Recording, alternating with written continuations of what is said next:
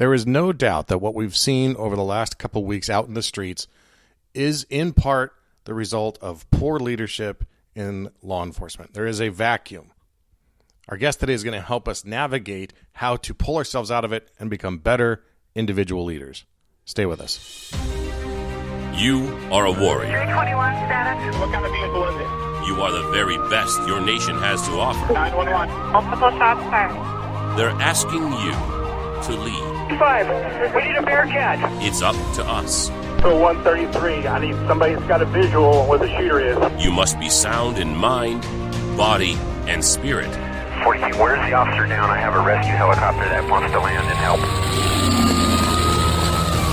This is the podcast that will make you the one. Copy running eastbound. The one that will bring everyone back. Trouble, we have shots fired. Give me backup now.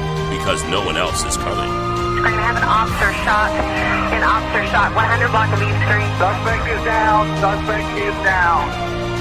This is the Squad Room.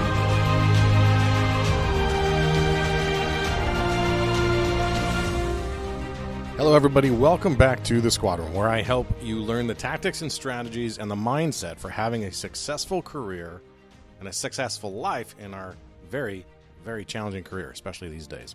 My name is Garrett Teslaw, and I'm on a mission to build a world where first responders wake up inspired, feel confident at work, and go home knowing they've spent their time in a worthy cause. We have a great episode today, but before we get to our guest, I want to remind you that you can support the show and rock some cool gear by visiting our apparel line at aworthycauselife.com, or just go to thesquadroom.net and hit shop. I've been wanting to add a shop to the podcast for a long, long time, but I wanted it to be just something bigger than just a t-shirt with our logo on it, although those are coming as well. I wanted a brand that celebrated all the first responder professions with some fun and motivating apparel, stickers, coffee mugs, etc. So check it out at aworthycauselife.com or on Instagram at aworthycauselife or on Facebook. There are also other couple ways you can stay connected with the podcast and make sure that you're getting as much value out of these episodes as possible. First, join our Facebook group of active and aspiring law enforcement professionals. Just search the Squad Room group on Facebook to join and answer two very simple, very quick questions. Also, of course, follow us on Instagram at The Squad Room and join our mailing list. Go to thesquadroom.net and join the mailing list. A lot of new content is going to be distributed through the mailing list, so you don't want to miss out. Also, several companies who support the show support us as well. Go to thesquadroom.net/support to see exclusive deals from Signature Coins, Hard to Kill Fitness, Onnit, Ranger Up, Hardhead Veterans, and Audible. All right, my guest today is Jason Van Camp. Jason retired out of Special Forces, meaning the Green Berets, retired out of the Special Forces as a major. And he is the author of a fantastic leadership book called Deliberate Discomfort. And it's truly one of the books that, one of the best leadership books I've read in recent memory. And I like how it's divided out. And to give you a little peek, he runs an organization now, a leadership consultant organization called Mission 60. And he has his buddies from Special Forces, some who are Medal of Honor recipients. They write a chapter about some experience they had in the war, and then he translates that into civilian leadership. And the stories are amazing, and they're harrowing, and they're heart-pounding. But the leadership lessons in each are fantastic as well. It really was a great book. Was really honored to have him on the show, and we had a great conversation. In this episode, we talk about the ideas of where does your confidence come from, and what can cops learn from Special Forces. If you've heard me talk with the other Green Berets I've had on the show, I really feel like there is a direct parallel between what Special Forces tries to accomplish and what we try to accomplish. Not in the warrior fighter sense, but in the what they call village stability operations. I see we need to translate that into our neighborhood stability operations, right? And the idea that the Green Berets go in and train indigenous forces to defend themselves, I think, is the way forward for law enforcement in our current climate. We need to go in with a partnership mentality and train, and I don't mean train by teach everybody firearms, but embolden communities to take their own public safety as seriously as we feel they need to. So we talk about that. We talk about getting buy-in from the people above and below you and the importance of reminding others that they're valuable. Right now, it's funny because I recorded this episode before all of the unrest. And this episode's been sitting in my hard drive for many weeks while I kind of trickle out the releases. A little behind-the-scenes info for you. I usually record 5, 6, 7 episodes at a time, and then we'll just drip them out over time because it's a lot more efficient. So anyway, this episode's been sitting for a long time, and as I listened to it, as I started to prep releasing it, so many of the lessons that we talk about prior to all the unrest as a result of Minneapolis apply even more now, just a couple of weeks later. The importance of reminding your people that they're valuable. How that's not a woo-woo concept, and it's such an important part for anyone to acknowledge. Building trust with your teams. We talk about that. We talk about the importance of allowing for mistakes and how coaches and mentors can help and shape you and navigate you, and how you constantly need to be seeking coaches. So it's a great episode, and like I said, it was recorded before all of this. Speaking of that, this is the first episode that's been released since this really kicked off. I released the Kevin Gilmartin episode kind of the week of, because that was appropriate for a lot of the kind of stress and the immediate stress of something like this that caused during a riot. But I haven't addressed the issues surrounding Minneapolis directly, and I'm not going to do that here intentionally. And the reason I'm not going to do that here is because in an intro, as you're waiting to get to the guest, A, a lot of people are going to fast forward through it, but B, it's also out of place at a time.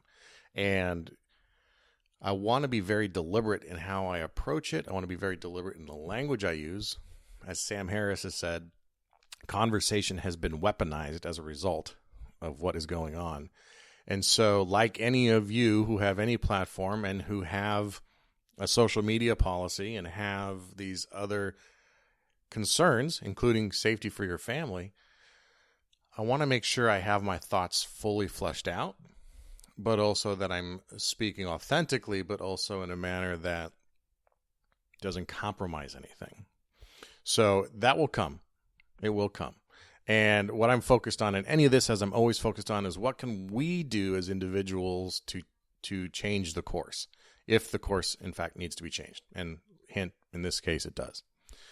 But no grandiose statements about how I'm going to solve it all, just some thoughts. And that's coming. So look for that briefing topic episode very shortly. So just a quick word of thanks to our sponsor right now, and then we'll get to Jason Van Camp, author of Deliberate Discomfort. Fantastic books. Please stay with us. This is going to be a great episode.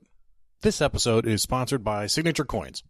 For months now, I've been looking for a way to say thank you to my guests and supporters. And after being involved in a major international incident recently, I was given quite a few challenge coins, and I was surprised at how much each of those meant to me.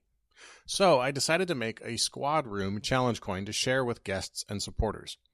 I went searching for a company who could meet my high standards, but I was still nervous about making a purchase like this online. Most challenge coins you order these days are ordered online, produced in a factory far, far away, and tracking down someone in customer service can be, well, a challenge. And I'll admit that I'm kind of old school, and I prefer to look someone in the eye when I'm about to spend that much money. So I delayed on a decision on a vendor for a long time, until I found Signature Coins out of Florida. Turns out some of the guys at Signature Coins actually listen to the show, and when I contacted them, we connected immediately on our shared purpose of honoring this profession that I love so much. Daniel, Trey, Jeff, and all the other guys at Signature immediately put me at ease with making such a big purchase, and they bent over backwards to make sure that the coin I wanted that was in my head came out as a reality that I'm now holding in my hand. Now, if you're like me and you haven't drawn anything since it involved a crayon, have no fear. Signature Coins has 30 graphic artists on staff right in their Orlando office to help, and they don't charge a single penny to get your artwork ready for production. That is a big difference from other companies that often charge an artwork fee, or maybe you have to hire an outside designer. Signature Coins does all the art for free with no obligation to buy. They also have inclusive pricing, meaning that you're not going to get hit with a hidden upcharge at checkout, a 100% guarantee on their craftsmanship, and free next-day shipping in the U.S. And their customer service team is right there in Orlando. Their turnaround is quick, about 2 weeks, which is super fast for coins. And like I said, free next-day shipping when your coins are ready to go out the door. I couldn't be happier with my coins, and I couldn't be happier that I got them from Signature Coins. If you're looking to make a challenge coin of your own, you can find out more about them at signaturecoins.com or email info@signaturecoins.com, and Jeff will hook you up with a quote. If you use the coupon code THESQUADROOM, you'll get $50 off your first order. Learn more at signaturecoins.com. Jason Van Camp, welcome to the Squad Room, author of Deliberate Discomfort, man. Thanks for being here. Thank you for having me. I'm honored to be invited. This is absolute pleasure. I'm happy to be here. Thank you. So I gave you the title for the listeners. I gave part of the title. I should give the full. Deliberate Discomfort: How U.S. Special Operations Forces Overcome Fear and Dare to Win by getting comfortable being uncomfortable. That's right. And so I'll show you my. You showed me yours. I'll show you mine. It's got all these tabs on it. That's how I read. I don't highlight. I use these little tabs. And your book is completely tabbed up. So yes, that's always a good sign that I enjoyed a book. And good. Let's dig into it, man. I love it when somebody's done the research and like, I've read the book. Let's talk about it. Fantastic. Yeah, Thank you. So one of the things that's been kind of unique about the show is I've actually had a lot of Green Berets on. And one of my mentors, Lieutenant Colonel Scott Mann, was in for 22 years in Special Forces. We just had an officer who's an officer in California now, but he was 19th Group and did multiple tours. Aaron Baruga from 1st Group. So I gravitate, just this is for your own knowledge and edification, because the audience has heard this before. I gravitate towards what we can learn specifically from Special Forces, meaning the Green Berets, because I see so many similarities to what you try to accomplish internationally and externally. That is very much the job of a law enforcement officer internally within the country. And so I'm giving away the fact that you're a Green Beret here, but wanted to get your thoughts on that dynamic, if you've ever thought of the comparison between the two, and then give you a second to give your bio on how you got to where you're at. Sure. So the question is, how are first responders, the police, similar to the Green Berets? Is that what you're asking? I mean, we obviously, I think as a paramilitary organization, we often mimic military organizations in terms of structure and command and, command and control, that sort of stuff. But we often look towards special operations specifically for like the tips, the tactics, the strategies they use on an individual basis on how to be successful. The Navy SEALs get so much attention about the never quit mindset, that sort of thing. But what I see from the Green Berets is more of that cerebral approach that is required of an officer who's on the street. You have to be a negotiator. You have to be a bridge builder. You have to be able to work with these varying groups of people, and you have to be tactically proficient. So that commonality strikes me very much. Good. I'm glad that it does. And you're right. There's different types of military units, and some are the door kickers. The Navy SEALs certainly are door kickers. And as a Green Beret, we've been trained to kick in doors too, but that's not really kind of what we're known for. We're the quiet professionals. I describe to people, civilians, like my wife, for example, she's like, well, what do you do exactly? And I told her, you go, like, let's say you're in the U.S. Army Infantry. That's kind of like graduating from high school. And then you can become a Ranger. It's sort of like graduating from college. Going to the Green Berets is sort of like getting your master's degree. And then Delta Force would probably be like your PhD. You know what I mean? That's kind of how it would look in the Army. Now, as Green Berets, we conduct, and we are masters of unconventional warfare. And so what we pride ourselves on is not teaching people what to think, but teaching people how to think, because you can't have a simple go-to solution for every scenario. But we can teach you how to identify, assess, and overcome, throughout our training. And it's about 2.5 year pipeline, And so when we went overseas to combat, we go as a 12-man team. We don't go as a conventional unit with hundreds and hundreds, thousands of people. We don't. We go with 12 guys, and we're placed in like in an austere environment, a very nebulous, ambiguous, very little information. And we have to find a place to live, right? Befriend locals, whether it's, the police or the army or just some indige forces or whatever they might be. Befriend them to the point where you can train them to do the work for you. So instead of me kicking down a door, well, I've got a group of 600, for example, Kurdish Peshmerga soldiers that I befriended and trained up over the last 4 months, and they're going to kick the door down for me. And I'm going to walk in after they're done clearing the house, which we've trained them to do. And that's kind of how we operate in the Green Berets. And I see a lot of the elite police departments, first responders doing the same thing. You're out on the streets. You're trying to befriend locals. You're trying to create a bond, some rapport with them. You're speaking their language. Like I'm fluent in Russian. You don't really see that in other, military units. But when you're on the streets, you got to speak their language, and you have to convince them to work with you in some capacity for their benefit. So, I mean, there's so many similarities, but that's what, without being long-winded, that's what I would tell you. So, we mentioned your special forces, but you didn't start there. You started in the more conventional units, and then you decided at some point in your career to transition into that elite level. And I was hoping you could share some of the thought process that you went through on that decision, because I think that's informative for people when you realize that there's nothing wrong with what you've done or what you did, but you have something bigger you want to accomplish, or there's something meant for you that's more than what you currently have. And what was that process like for you, and how did you finally, convince yourself that you needed to do this? I think I've always had a very strong drive inside of me to see what I'm capable of, to kind of push my limits and to be better, be stronger. And I went to West Point, and I hated every second of it, and looking back on it, like people say, it's a great place to be from, but not a great place to be at. And I couldn't agree with them more. Like, I still look at West Point, and I still haven't quite forgiven them or myself for my experiences there. Hopefully I'll get there soon, but it was a tough experience for me, but it was learning. I commissioned as a lieutenant, and I didn't know what branch to go in the military. Most of the Army football players, I played football at West Point, most of the Army football players were going field artillery. And so I said, well, it seems like those are my people. Those are good guys. I can hang out with these guys, I'm going field artillery. And so I went field artillery, and I quickly realized that the Army, the regular Army, was amazing. Like, I loved it. It was the opposite of my experience at West Point.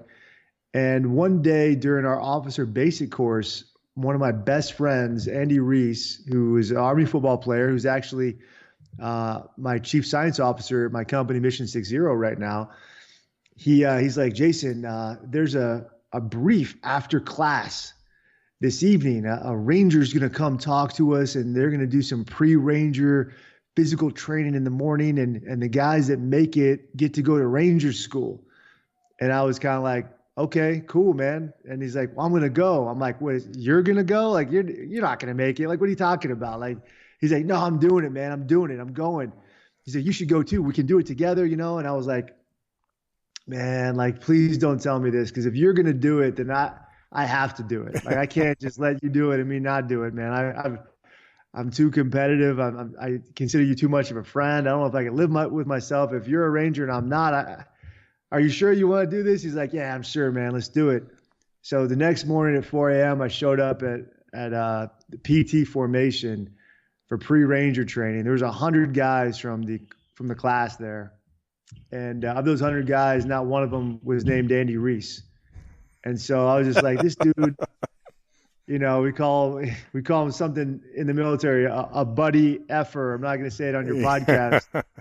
And I was looking around just like pissed off, man. I was like, you got to be, this guy convinced me that he's not here. So they smoke us for 2.5 hours or so, just physical destruction.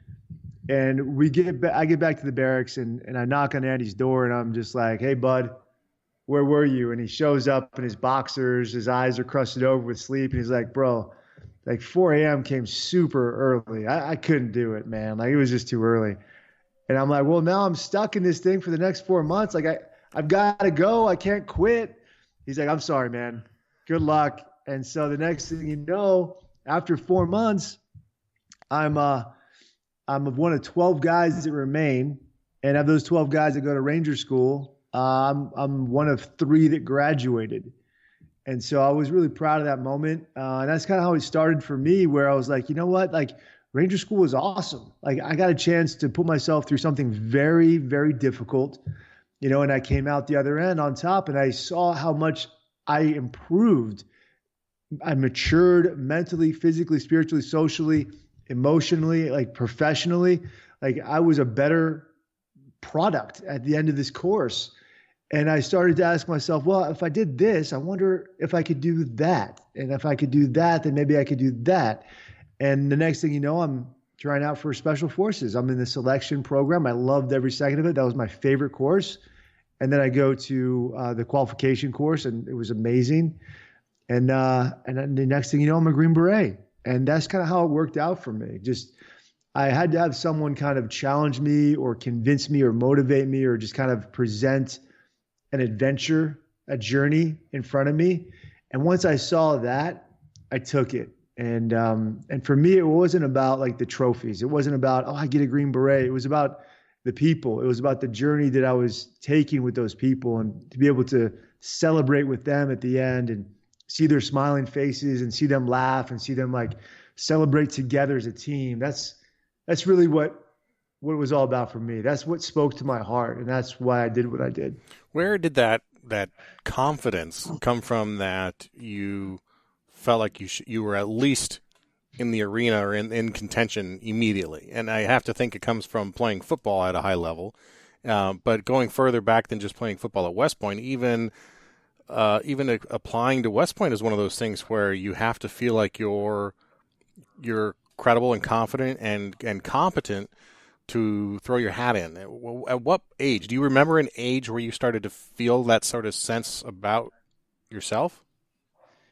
Yeah, I'm going to take it way back to like preschool days. And I'll tell you, my confidence came from one person, from my mother. She believed in me and I believed in her. And that's the only reason why I am who I am today. There were times when I would tell my mom, I want to do this or that. And she would say, no, you're going to take it a step higher. And she kind of forced me to believe and forced me to do things that were harder than I was really willing to do. Like if I remember they made all the kindergarten kids like star in this play. And like I was like a snake in the play or something. And my mother complained to the teacher, and she's like, Jason should be the star. He needs to be the prince of the play. And she made a huge deal out of it. And I was totally embarrassed, even as a young kid. But I saw like what she saw in me and what she wanted me to do.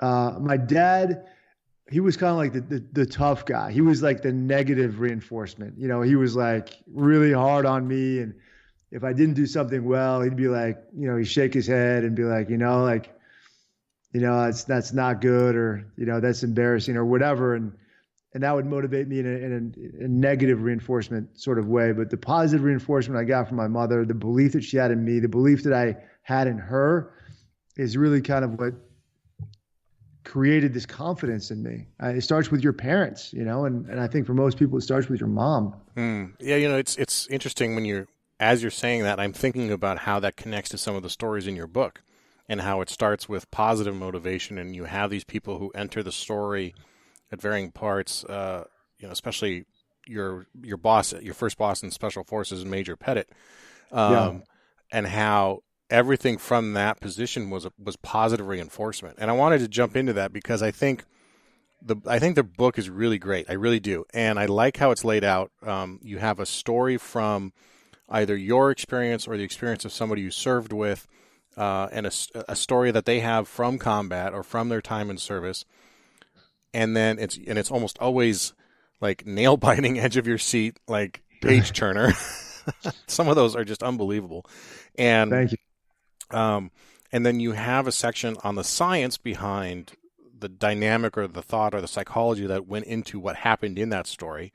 That's and right. then you have a third section about a practical application to that, typically in a business setting or in a leadership setting in the civilian world. And I really like how that was laid out, because you took something that can be so distant and foreign concept to many people, and you translated it into something that you can see in your everyday life. So really got it. And by, I think, the first chapter really hit me and really spoke to me and got me all fired up and motivated to go out and be a better leader, because you tell the story of checking in at your first group in Fort Carson, and you meet who I just mentioned, Major Brian Pettit. And what I thought was really interesting is that you have this image of military officers in your head sometimes that's not always accurate, just like you do with command staff at a police department or a sheriff's office. And he tells you one thing that I just totally threw me when I'm reading it, and that he told you you were valued, and that you were a valuable member of the team. You're the brand new guy. You haven't passed any of his tests yet. You haven't, other than, selection to get there, but within minutes of meeting you, he tells you this. And I want to see how you feel. I want to talk about building trust in that way then with subordinates and superiors, and how building trust starts with letting people know that they're valued. Can you share that? Yeah, that's brilliant. So that's the first thing that he says to me. He said, I sit down in his office, and he said, let me start by telling you that anybody who steps through that door and is a qualified Green Beret, I value. I want you to know that you are valuable, and I value you.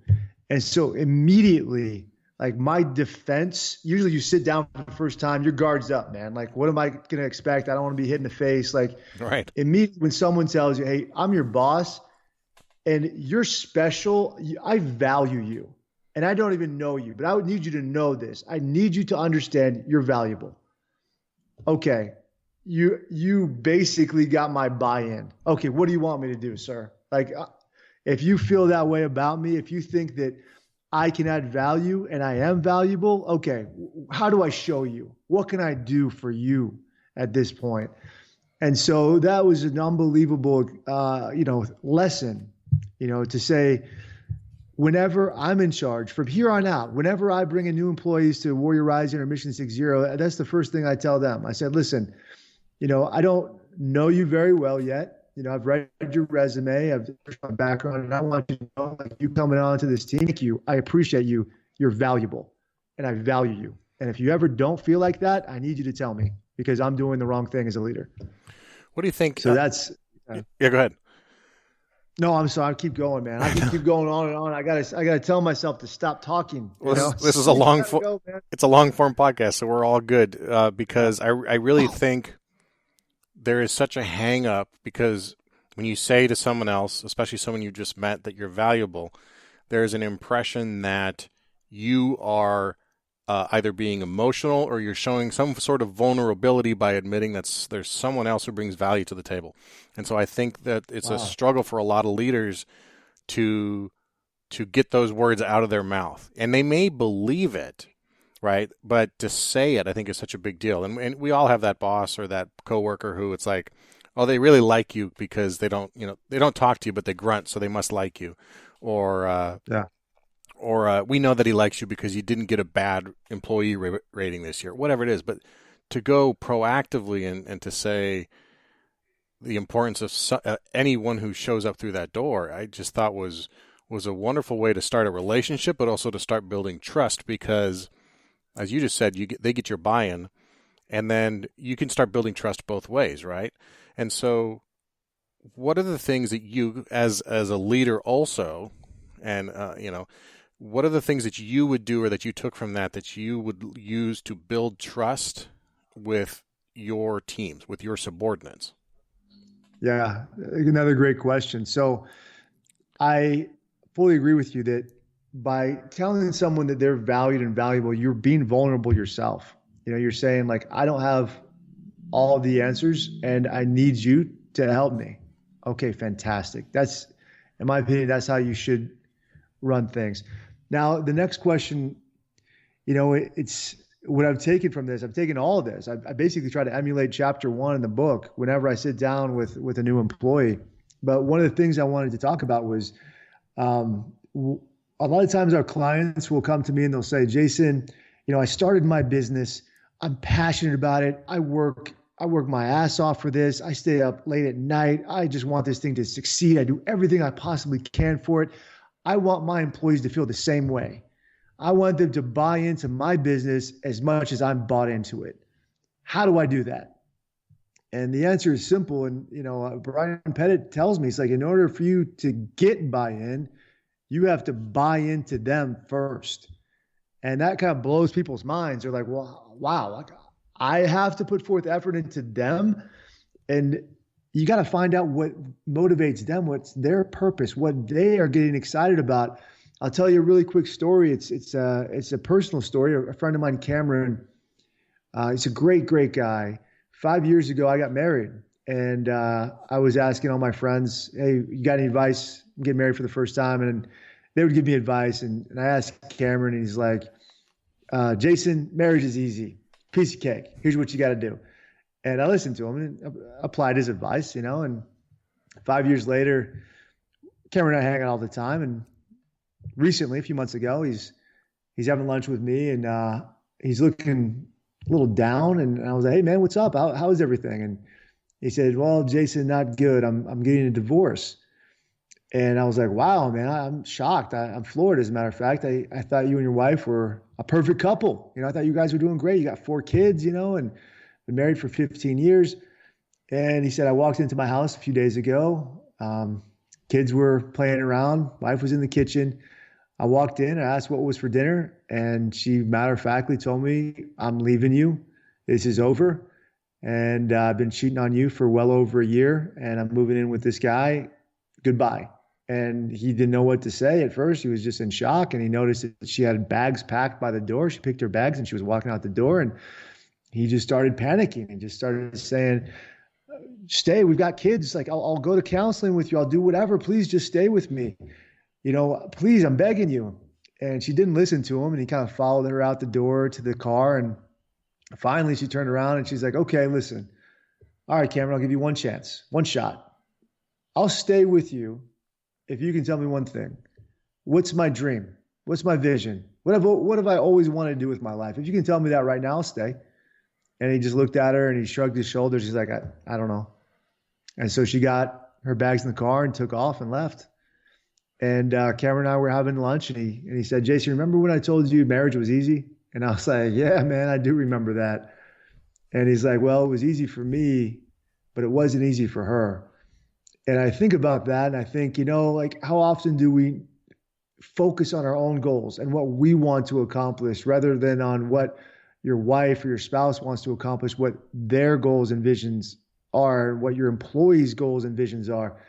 And, in chapter 9 of the book, we talk about a company that said, we need to invest more in our people. If we can find out what they want to accomplish personally and can empower them to do that, then we're going to have happier, more engaged, more productive employees at our company. And that's exactly what they did. So to get buy-in, you have to give buy-in. And one way to do that is by finding out, asking questions about your employee. What do they want to accomplish? What are they getting out of this? And if you can figure that out, you're going to have employees that are 100% bought into not only the company, but bought into you. I think another element that you touched on right in the book as well and explored that goes hand in hand with the value of someone coming in is also acknowledging the importance of allowing for mistakes, right? Yeah. And acknowledging that mistakes will happen and mistakes are okay within certain parameters, but that they're expected because they show that the person is putting forth some effort.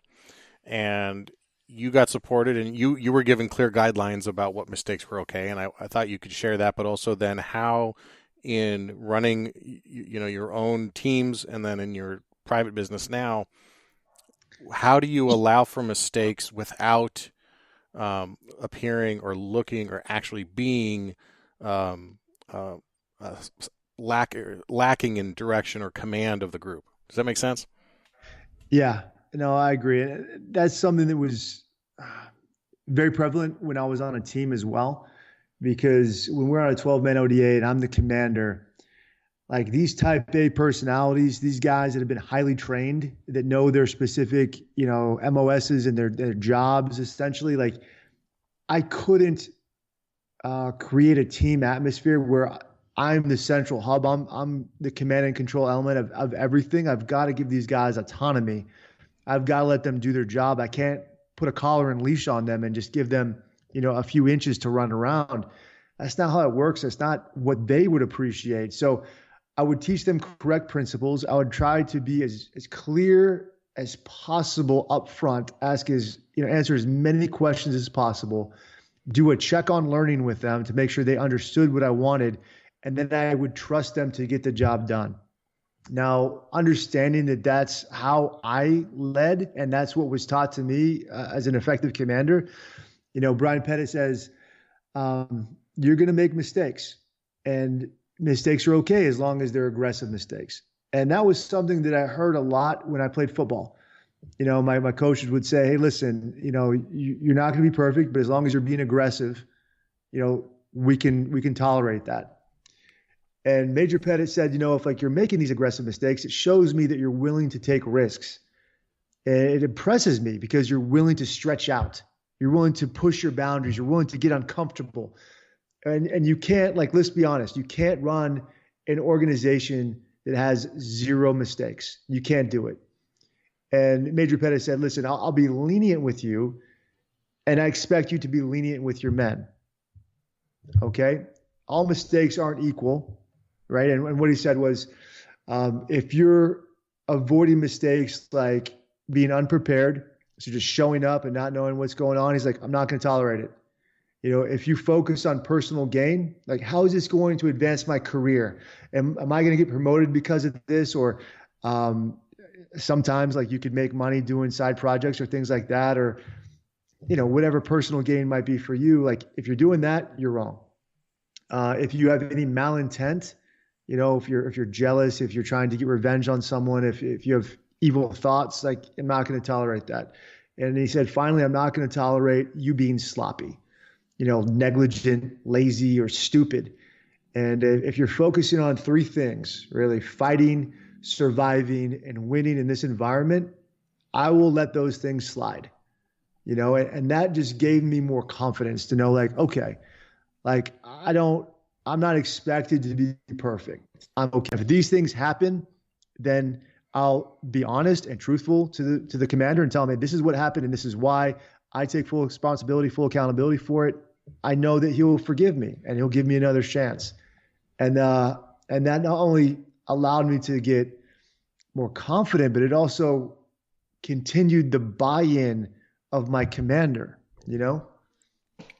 So I think then the natural progression of the next question from that is, okay, you've been told you're valued, so you're given buy-in, which means you're given some courage to go out and try things.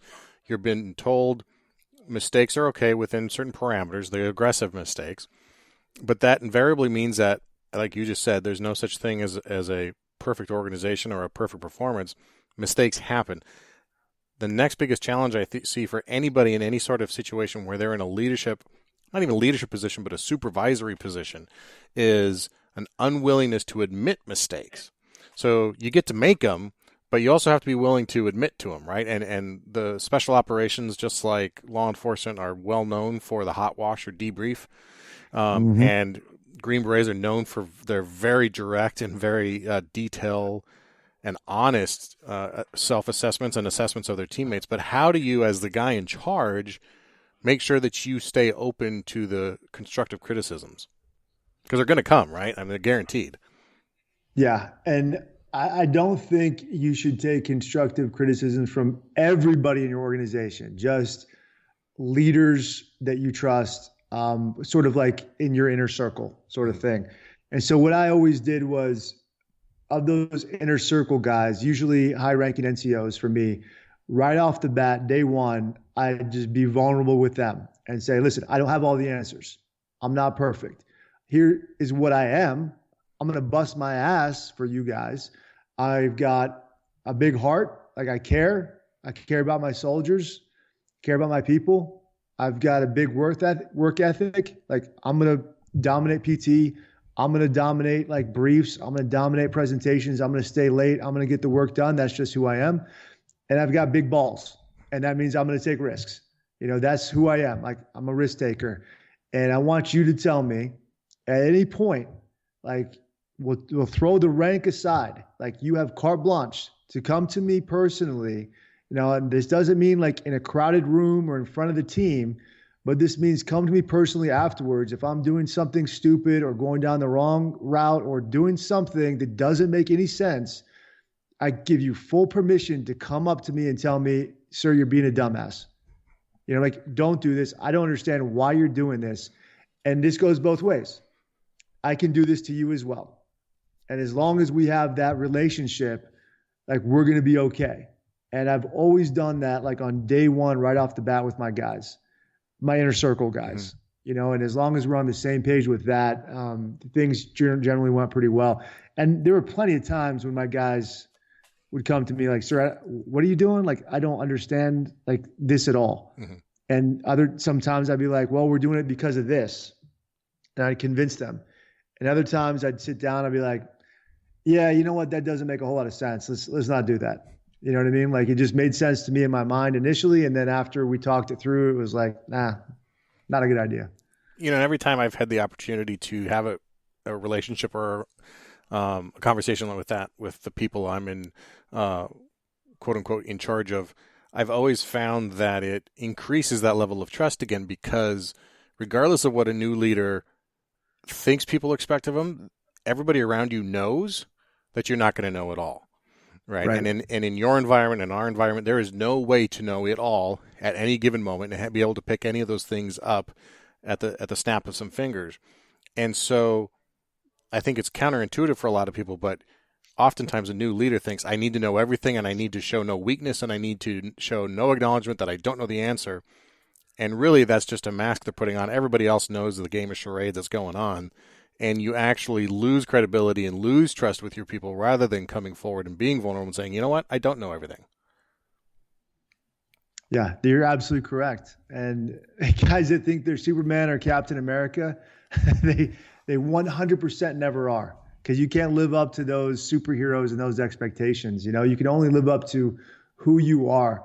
And that comes from an honest self-awareness and self-assessment. And honestly, your self-assessment generally isn't the most accurate. So that's why you need a mentor, somebody that you trust, an instructor, to tell me, this is who you are. This is what you're good at and what you're not good at. And if you can listen to somebody like that you trust, that has your back, that's loyal to you, you'll be successful. In ancient Rome, soldiers would step into battle to fight for the empire. But they also had bills to pay and family back home to support. Doesn't that sound familiar? Well, if soldiers performed well in battle, they would be paid in gold coins. If they performed with exceptional valor, they would be given an extra coin. Legend has it that this coin was often minted with the name and symbol of the legion in which they served, and that soldiers would hold on to these coins as proof of their bravery. This made their coins a prized possession. Throughout history, unique coins have been part of nearly every warrior tradition. There's a story from World War I in which an American pilot was held captive as a German POW and stripped of all of his personal identification. He escaped the POW camp, but was detained by the French, who thought he was a German spy. He carried with him a coin with a symbol that one of the French soldiers recognized as that of an American squadron. The coin saved his life. Challenge coins remain an important part of this warrior tradition, including those in law enforcement and the other first responder professions. Signature Coins out of Orlando, Florida is my choice for challenge coins for the squad room. Their staff of artists can create and make most any design a reality, and their quality is top-notch. The people at Signature Coins are complete professionals like you, and they take their jobs seriously. Quality is their priority, and I can tell you that it shows in the squad room coins that I ordered from them. You can check out their handiwork on my Instagram at The Squad Room. For more information or to get a free quote with no artwork fee, check out their website at signaturecoins.com. If you use the coupon code The Squad Room, you can get $50 off your first order. That's signaturecoins.com. Now, back to the show. That's a perfect transition to the next area I want to cover, which is mentors and having coach relationships. Yeah. Obviously, Major Pettit was a big one for you. You played you played college football at West Point and growing up. So one thing that stuck out to me was you've had a coach relationship with somebody since early on growing up, and quite strong characters too, right? And I wonder now, after you've transitioned out of the military, you are now leading a new company, you're an entrepreneur, you've got all these experiences. Are coaches and mentors still important to you at this stage in your life? And if they are, what are the kinds that you're seeking out? Okay, so great question. 100% they are important to me right now, perhaps more than ever, because I'm juggling so many different things. And my nonprofit Warrior Rising, we help veterans start their own businesses. And I'm a mentor to a number of these veterans. And it's so clear to me when I talk with them what they should be doing. And it's hard for them as entrepreneurs, as leaders, to kind of see the forest through the trees, right? Mm-hmm. Now, as an entrepreneur, as a leader myself at Warrior Rising and Mission 60, it's not nearly as easy for me to give myself this advice. I find myself acting the same way as the guys I'm mentoring. Like, man, like I could go this way, I could go this way. What should I do? And I'm not seeing the forest through the trees either. And it's just, it's a natural thing when you're in charge and you see all the options. It's hard for you to take a step back and like see it from a different perspective. And so I constantly reach out to the mentors that I trust and I ask them for guidance, for assistance. And, although I trust all of them and they have great advice and they have phenomenal backgrounds, you ask 100 mentors their advice and you're going to get 100 different answers. And so what you got to do is just take all that information, process it, digest it, marinate on it, if you want to pray about it, feel good about something, and then just kind of trust your gut on which direction you want to go. The mentors that I have now, or the mentors that I had in my past, they were all older people, men and women that had been there, done that. And I find that the mentors I have now are generally peers. They're not that much older than me, and perhaps some of them are younger than me, but they still have different life experiences, and they've been successful at whatever they've chosen to do in life. And I just ask their opinion because I love to hear it. How do you find those people? Is it just where you live, or do you reach out on social media? Is it through the clients you meet in your organization? How do you do that? Because I think a lot of us would love to have a stronger mentor relationship, but formal programs don't work at most agencies, and your life becomes revolved around going to work, and all of a sudden you realize you don't have connections like that. How do we build those? So mentorship isn't for everyone, and there are good mentors and bad mentors. And what I've found is the mentors that are really successful and really good at what they do is, one, they reach out to you, they volunteer their time and their intelligence, and they get service. They get that, I needed mentorship when I was going through whatever I was going through to become successful. And now it's my turn to give back. Right. And they feel obligated to do so. And those are the best mentors. The guys that have a million different things going on, they're juggling their family and 3 or 4 businesses, and they're financially struggling. They don't have the time to be good mentors. Guys that have a little bit more time, that have been successful, that feel obligated to give back, and then have been successful in whatever it is you're trying to start. You don't, ask somebody for advice that they have no background on what you're asking about. So those are the mentors that I found are the most successful guys. We have a lot of mentors at Warrior Rising that help veterans start businesses, and we found them through a number of different programs. The ones that I'm most excited about are the ones that are very, very successful billionaires that we have. 5 different guys, but they pick 1 or 2 guys that they can talk with. And the mentorship that they give them, and often I sit in on these conversations, it's literally gold. And they share their network. So anybody like that would be a good mentor. The other part of that you mentioned is the self-awareness. And I think that is such a missed opportunity for a lot of people. It's also one of the hardest things to deal with or to learn about and to navigate and to do it honestly. For me, It was one of the biggest learning points in my career when I got an honest assessment of my performance, but also kind of a 360 up and down review.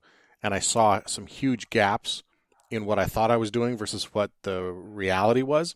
And I was able to look at those on paper and think, is this true or is it not? And it turns out that those things were true, right? And here I thought I was just the best brand new sergeant in the whole department, and I was just kicking ass on a daily basis. And I realized I had this huge blind spot when it came to relationships for me, specifically with superiors. And I had to really evaluate that and think, oh, that's true. And so now I'm aware of it, and it was the biggest shift in my career to be able to acknowledge that. How do you suggest people go about developing a self-awareness program? Self-awareness is about being humble mostly. And when I played college football, you would play a game and you would go watch film. And sometimes I'd be like, dude, like you said, I kicked ass, man. That was awesome. And when you watch film with your coaches, they take you down a peg and you're like, man, I thought I played a lot better than that. And then there were times when you played and you're like, dude, I do not want to go watch film. I got my ass kicked up and down the field. That was not a good game for me. Like, I made a lot of mistakes. And you go watch film and the coach, says some really positive things about you. And you realize, oh, I guess I didn't play as bad as I thought I did. And that's life. You never played as well as you thought you did, nor did you play as bad as you think you did. And my coach told me that once, and that kind of allowed me to understand that I don't have all the answers. And when I went to the Special Forces selection course, they ran a program called the Situational Awareness Reaction Exercise. And it was specifically designed for the officers. And as we went into the woods with a psychologist, we were presented with over the course of several hours, a number of different scenarios that we might face while we were overseas. And we had to negotiate. We saw ethical and moral dilemmas. We had to work through racism and sexism and child slavery and like all these different things that were just kind of shotgun blasted at us in the face that we were not prepared for. And what they were looking for was the internal characteristics and values, and decision-making, situational awareness that we had as individuals that they could cultivate into becoming successful Green Berets. And the whole scenario was designed so that you would fail again and again and again and again. And they wanted to see how you would react. They wanted to see if it would affect you later on and future decisions. They wanted to see if you could pick yourself back up and so forth. And at the end of this program, when I went and reported back to my boss, I learned more about myself than at any other point in my life. And I thought, man, I wonder how my family members would do in this. I wonder how my friends would do in this. I wonder what decisions they would make in this scenario. And this is what I made. I was presented with a bad decision and a worse decision. And this is what I did. And it's so interesting that my mind went there, And so I thought if there's somehow that we could take this exercise and provide it for corporate clients or provide it for civilians, corporate clients and professional athletes and things like that, I think we could really add some value. And so we created this program for Mission 60, and this is what we do a lot with some of our clients. And I feel like if you wanted an honest self-assessment, it doesn't happen too often where you can watch film of yourself after the fact. But you need to put yourself in an experiential scenario like this. You need to get somebody you know and trust to give you honest, blunt feedback. And you need to see yourself in action so you can really believe that's what's going on rather than having, the opinion of someone who may or may not be skewed one way or the other on a sheet of paper. You need to actually see it. And then and only then can you actually believe it. And then and only then can you start to improve upon the things that you need to work on. I'll transition to some of the topics directly in the book too. Again, that subtitle is how U.S. Special Operations Forces overcome fear and dare to win by getting comfortable being uncomfortable. And that alone, long title. It's a long title, but it certainly piques interest, right? Because, I mean, overcome fear. I think for anybody, there's fear. We think of special forces and obviously combat being the biggest fear, the selection course being a fear.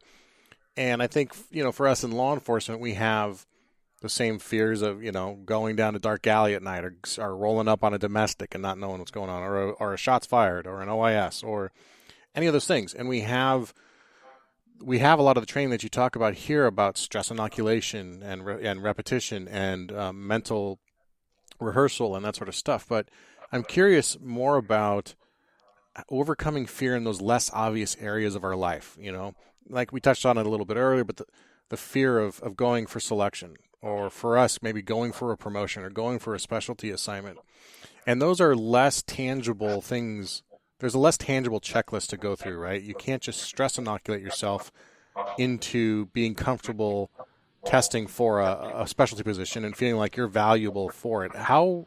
What would you say are some of the ways to overcome fear in those often not thought of areas that really hang us up?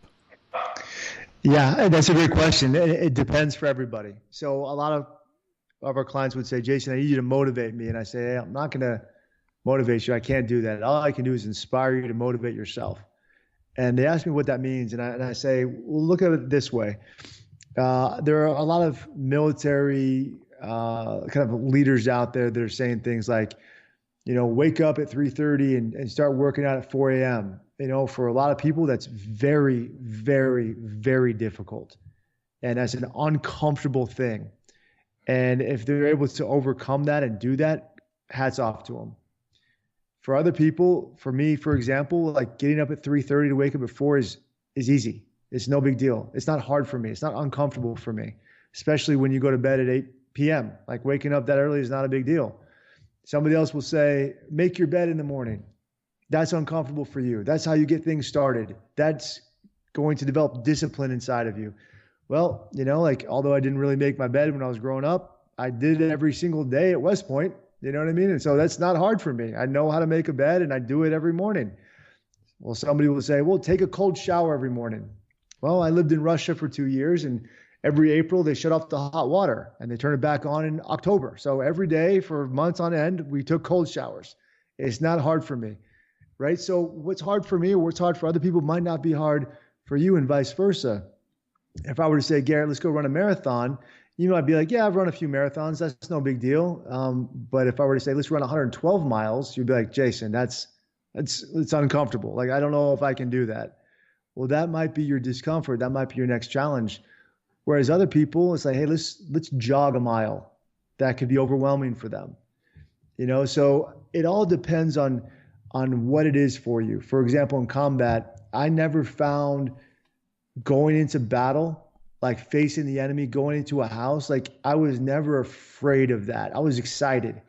I was nervous a little bit, but it was exciting. It was sort of enjoyable. But telling my team no, you can't do that, facing my soldiers and my teammates and saying, I know you all want to do this, but as a commander, as a leader, I've got to tell you no. That was really uncomfortable for me. That was really hard for me.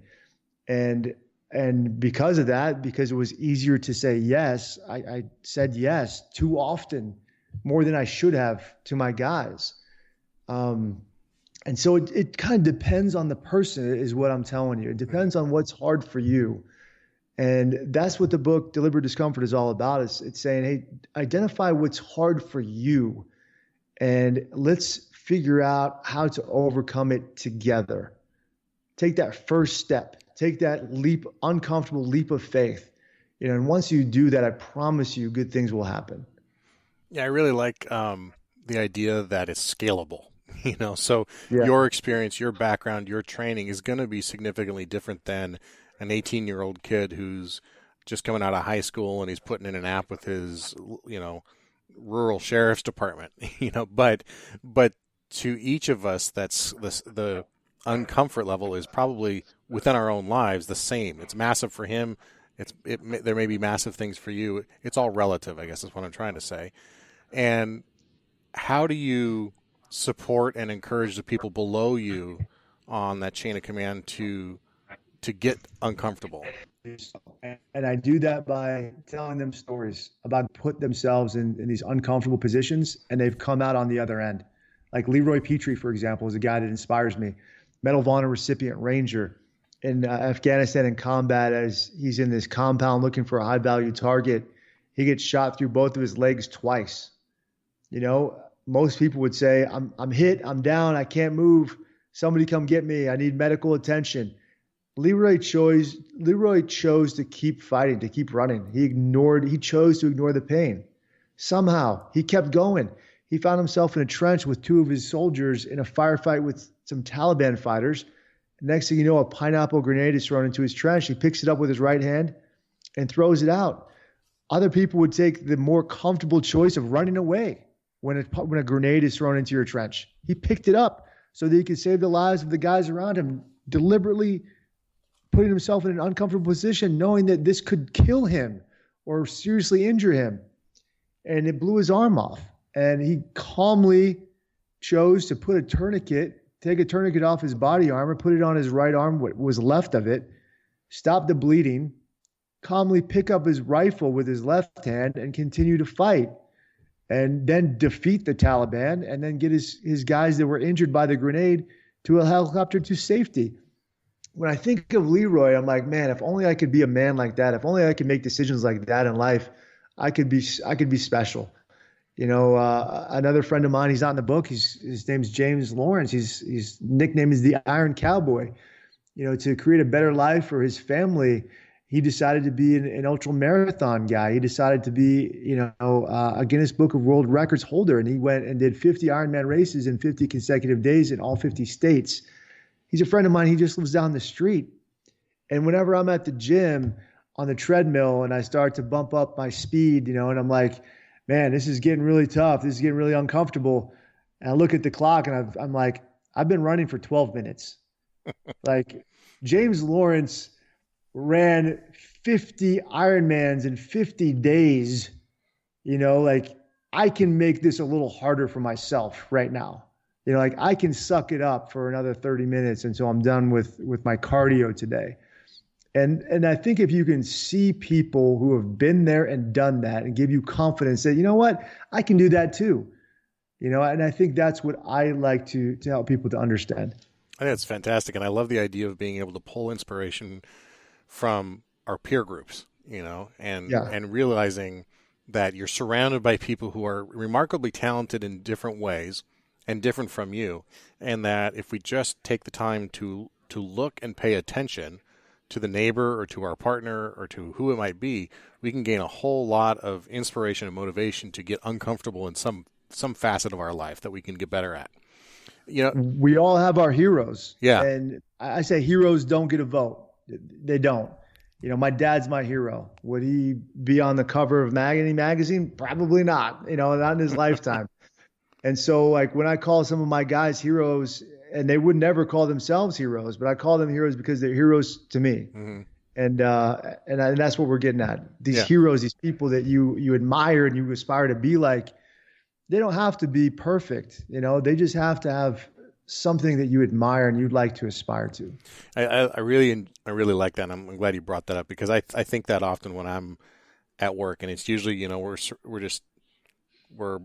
just sitting around. We're probably at something where we're having to wait for forever. And I just take stock of the people in the room as we're waiting. And I realize the things they've gone through, the things they've done, the things they've accomplished. And just, it's that band of brothers moment where you realize you're just lucky to be in the room with them. If people are able to do that, it's such a phenomenal experience and chance to show some gratitude, in that way. I love that. That's a great response. You work with a lot of sports teams, right? And so and I'm curious. Again, you talk about that's another high performing organization. There's a huge amount of stress, different stress than what you deal with in combat, of course, right? But huge amount of stress that goes into it. There's a ton of pressure on those guys, and they spend a lot of time and effort on performance psychology and really maximizing the individual.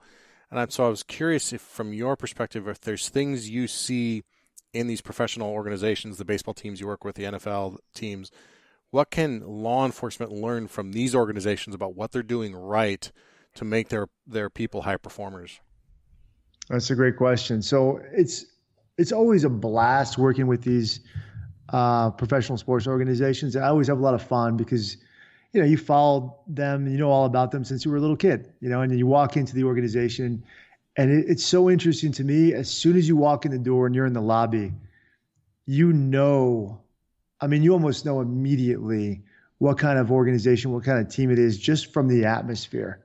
Like, you can honestly sense the dysfunction in the air in some of these organizations, and you can just kind of feel your heart beating faster and you're sweating, you're stressed out a little bit just because of the way things are without having a conversation with anybody.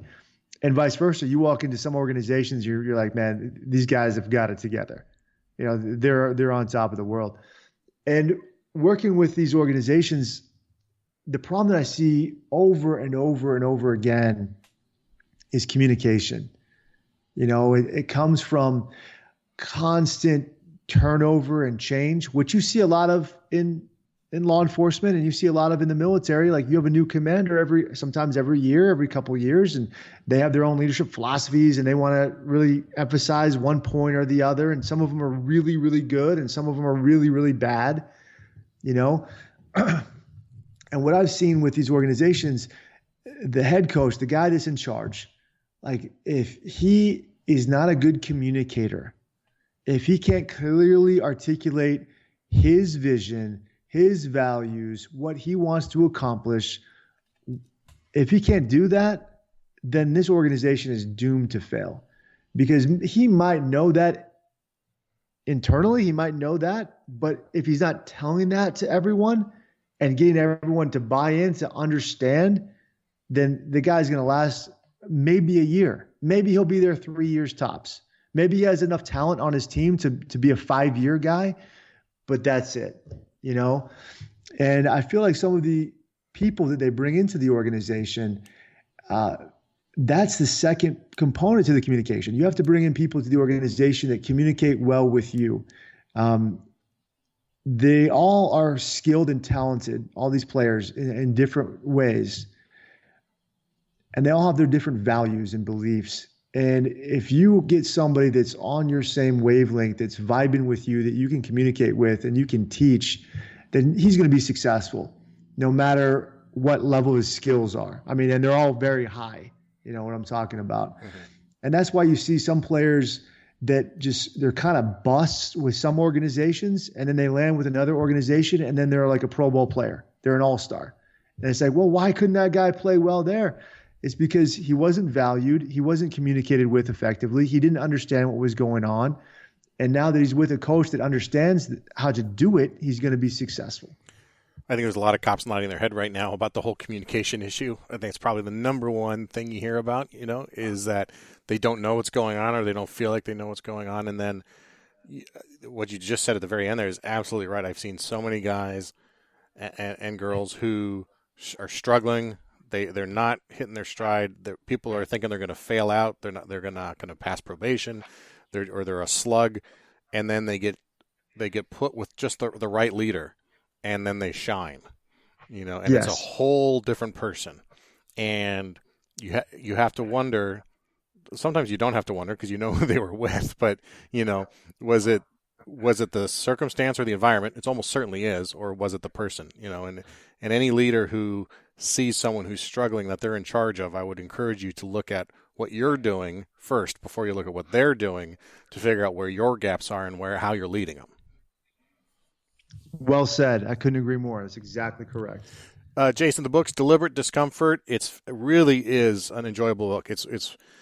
I enjoyed this one more than any of the most recent leadership books I've read. I think the last leadership book I really read that I enjoyed was Extreme Ownership, which I'm sure you're familiar with. And this is this is the next one that I really enjoyed after that. And that one was years ago, and I've read many in between. So Deliberate Discomfort. Tell us where we can find it, where we can find you on social media or on the web, and where they can learn more about your company and where they can learn more about your nonprofit. Yes, sir. Thanks, Garrett. It's been awesome being on the show, by the way. It's a lot of fun. Hopefully your audience gets a lot of value in it. I felt like we had good chemistry. We were vibing, and I wish you the best of luck moving forward. Thank you. Really fun. Really enjoyed this one. I LinkedIn, namely, is where I live. Jason Van Camp is my name. That's my handle on LinkedIn. I post generally 3 times a week, and I'm on Instagram as well, but I don't do a whole lot on Instagram. It's at Jason Van Camp is my Instagram handle. I'm also on Facebook, Jason Van Camp as well. Mission 60 has recently partnered with an unbelievably successful marketing firm, and they're going to start pushing out Mission 60 content on Instagram and Facebook and LinkedIn as well. So you can find out more about us there. And our website is mission60.com. You can spell that however you like, and you can find out more about our company and what we do, what we believe in, what we offer, and so forth. Let's see. If you want to buy the book, Deliberate Discomfort, you go to Amazon.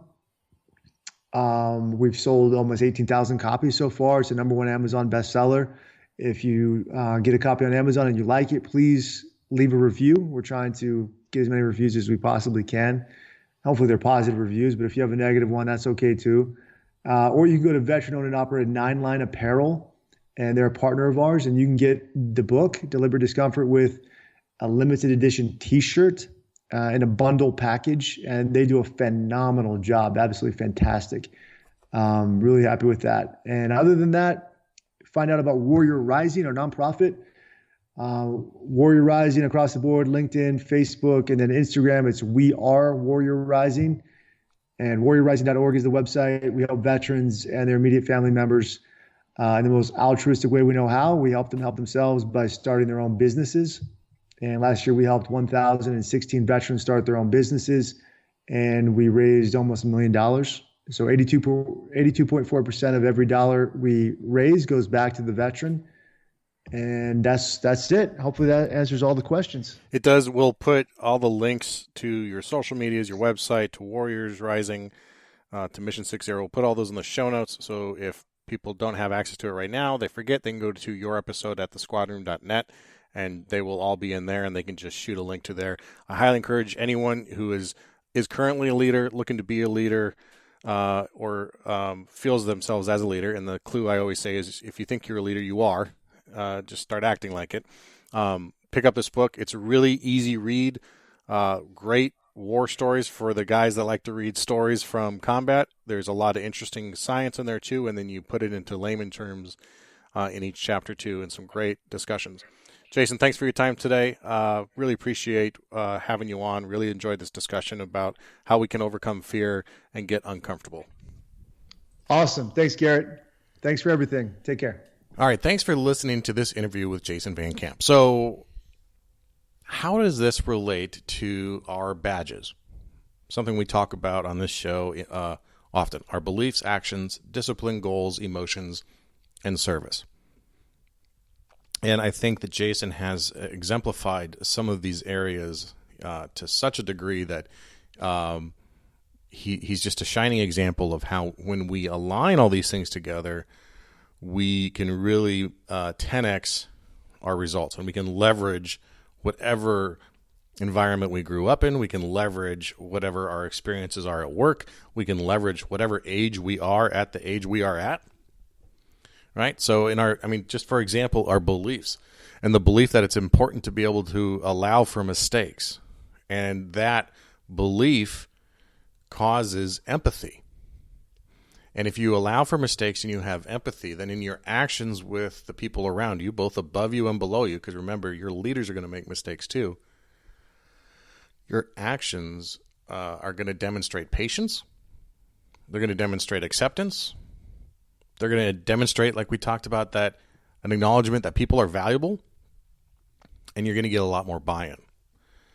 The discipline to have those disciplined thoughts around mentors and your confidence, those are very important. And then in the goals, like when Jason joined the Special Forces, he had a very specific goal of making it into, when he joined the Army, he had a very specific goal of joining Special Forces. Not when he was at West Point, it was by accident. But when he saw the potential for what he could become if he focused, that became his goal.